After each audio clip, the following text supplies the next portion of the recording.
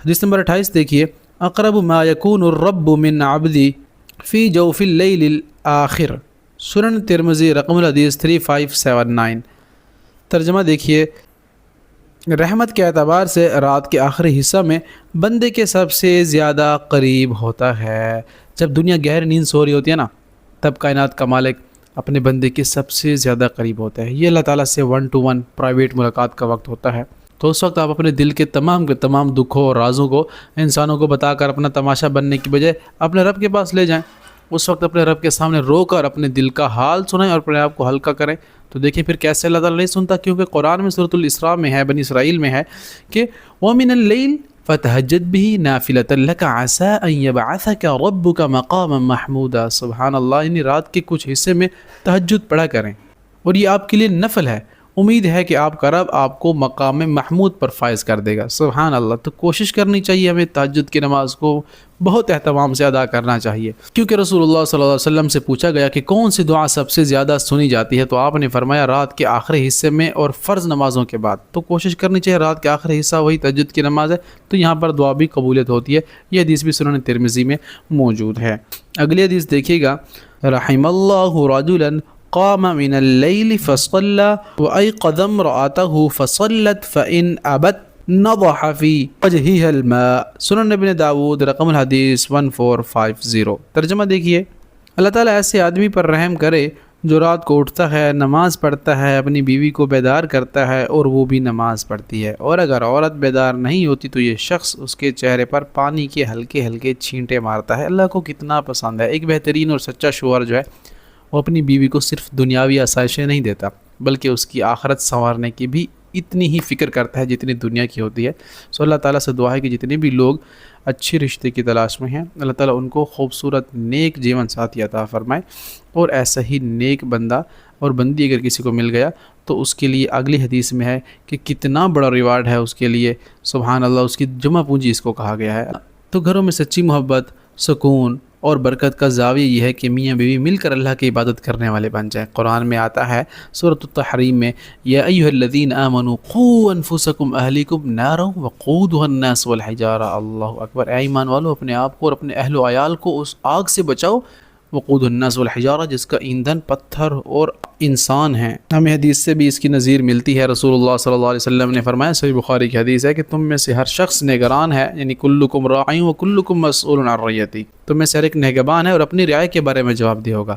تو کوشش کرنی چاہیے کہ جتنا آپ خود نماز پڑھتے ہیں، اپنے بچوں، اپنی بیوی، اپنے گھر والے، اپنے ریلیٹیو کو ضرور نماز کو کم دیں، کیونکہ جو آپ کے انڈر ہیں، آپ دکاندار ہیں تو آپ کے یہ بھی ملازم کام کر رہے ہیں، آپ کا فرض بنتا ہے اس کو بھیجیں، کیونکہ کلکم راعن کے تحت آپ اس کے اندر داخل ہیں کہ آپ ان کے نگہبان ہیں، تو ان کو کوشش کریں کہ کہیں نماز کا، تو اس کا سبب آپ کو ملے گا اور ان کی بھی عادت بنے گی انشاءاللہ۔ اگلی حدیث دیکھیے، رحم اللہ امرأۃ قامت من اللیل فصلت وایقظت زوجها فصلى فإن أبى نضت في وجه الماء۔ سبحان اللہ۔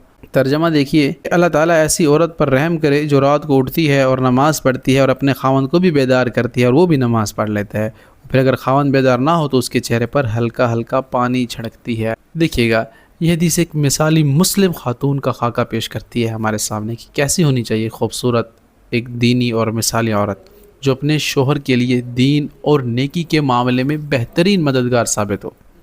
ایک دوسرے کو نیکی پر ابھارنے میں پیار اور ہلکی پھلکی محبت بھی یہاں پر حدیث میں ملتی ہے کہ ترغیب دی گئی ہے، جیسے پانی کا چھینٹا مار دینا، یہ تھوڑا سا کھیلنا، یہ رشتوں کو مضبوط کرتا ہے۔ سو قرآن میں بھی ہمیں اس کی نظیر ملتی ہے، فالصالحات قانتات حافظات للغیب بما حفظ اللہ۔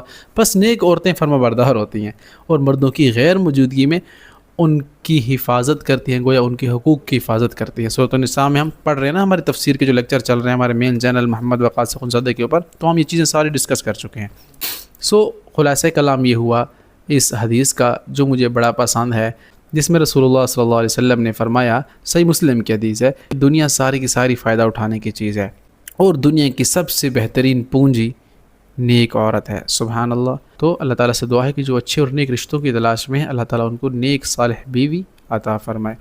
اگلی حدیث دیکھیے، حدیث نمبر 31، افضل الصلاة بعد الصلاة المکتوبۃ الصلاة فی جوف اللیل، صحیح مسلم، رقم الحدیث 2756۔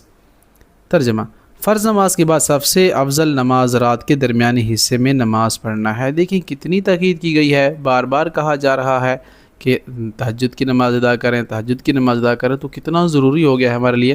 فرض نمازوں کے بعد اللہ تعالیٰ کو سب سے زیادہ پسندیدہ نماز وہ ہے جو دکھاوے کے علاوہ پڑھی جائے، یعنی رات کے اندھیرے میں اکیلی پڑھی جائے، وہی تہجد ہے نا۔